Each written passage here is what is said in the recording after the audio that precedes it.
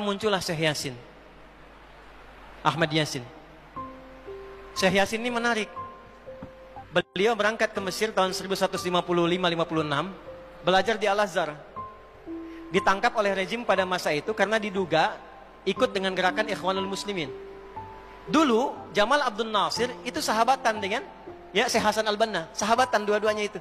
Cuma karena beda pandangan politik, kemudian beda pandangan, maka gerakan Syekh Al-Banna kemudian dimatikan. Singkatnya begitulah. Dianggap kemudian menyimpang karena masalah politik dan kita nggak ikut-ikut ke sana. Singkatnya bagaimana? Syekh Yasin datang tahun 50-an ke sana, kemudian ke Al-Azhar, ditangkap, dikira gabung ke gerakan Ikhwanul Muslimin. Beliau bingung, nggak tahu kok ditangkap. Setelah kemudian diteliti, diidentifikasi, ternyata nggak terlibat. Tapi dari situ kemudian beliau mengenal lebih jauh.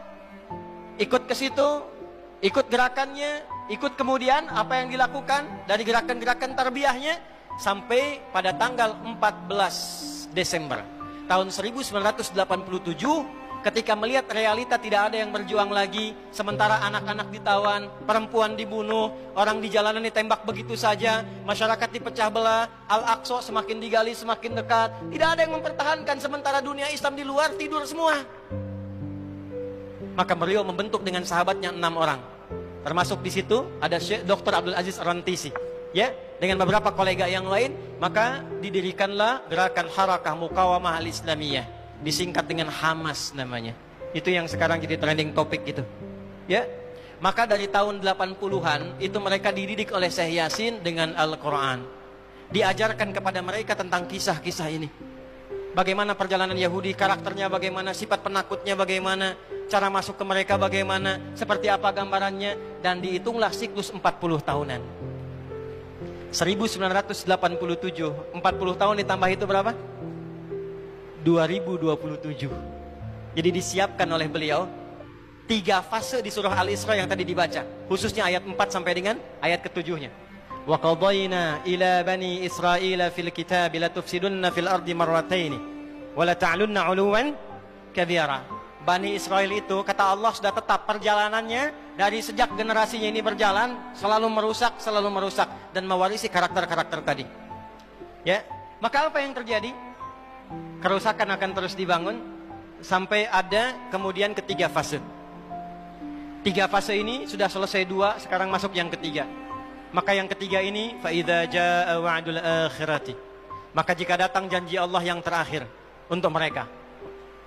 Apa fase yang ketiga ini? Ada 3 bagian lagi. 1, liyasu'u wujuhakum. Yang kedua, waliyadkhulul masjida kama dakhaluhu awwal marrah. Yang ketiga, waliyutabbiru ma'alahu tatbira. 1 sekarang sedang diperlihatkan, liyasu'u wujuhakum. Persis sekarang orang-orang itu seperti di era Nabi yang membayangkan hingga bisa ditembus, bentengnya kokoh, intelijennya kuat, sadapannya di mana-mana, tapi ternyata dunia yang melihat kokoh itu ditunjukkan oleh Allah hanya dengan bahasa mereka, la syirzimatun qalil. Ini bahasanya Firaun. Ini kan cuma ormas kecil, nggak sebanding. Ormas kecil yang nggak sebanding ini ternyata telah bisa mengintersep semua bagian-bagian itu.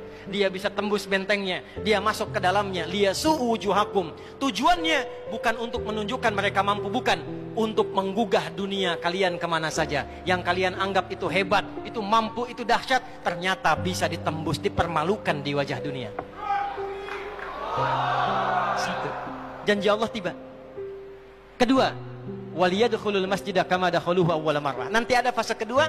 Setelah ini terjadi, selesai fase kedua, masuklah ke wilayah Masjidil Aqsa. Kembali lagi milik kita itu. Dihitunglah fasenya 40 tahunan. 1987 fase pertama sekarang berjalan, ditambah 40 berapa? 2027. Itulah fase yang kedua, saat diharapkan paling puncaknya Masjidil Aqsa bisa kembali lagi. Nah, ini bukan main-main, ini bukan main-main. Hitungan fasenya. Antum lihat video viralnya Syekh Ahmad Yasin itu ketika menjelaskan itu. Saya tahu betul itu. Beliau hitung itu. 2027 ke 2028 dan puncak akhirnya waliyutabbiru ma'alahu tatbira. Hancur semua, terjadi perang dahsyat. Hitungan saya sih tambah 20 tahun. Karena fasenya sampai 100 tahun. 40 tambah 40 tambah 20, 100. Maka 2037. Silahkan cek orang-orang yang ada menghitung di pertahanan sekarang.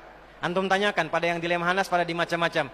Bagaimana kekuatan dunia pergeserannya saya yakin. Hitungan mereka 2037 terjadi sesuatu yang dahsyat. Gerbangnya sampai 2040, di atas 2040 itulah generasi emas akan muncul. Makanya Indonesia masuk generasi 2045. Itu sudah dihitung. 2030 pembukanya. Makanya sekarang punya visi 2030 semua.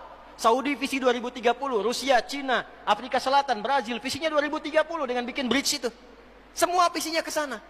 Dan yang paling dahsyat, hitungan itu secara spesifik isyaratnya sudah ada dalam Al-Quran. Dan ini bukan ilmu utak-atik, bukan viral TikTok.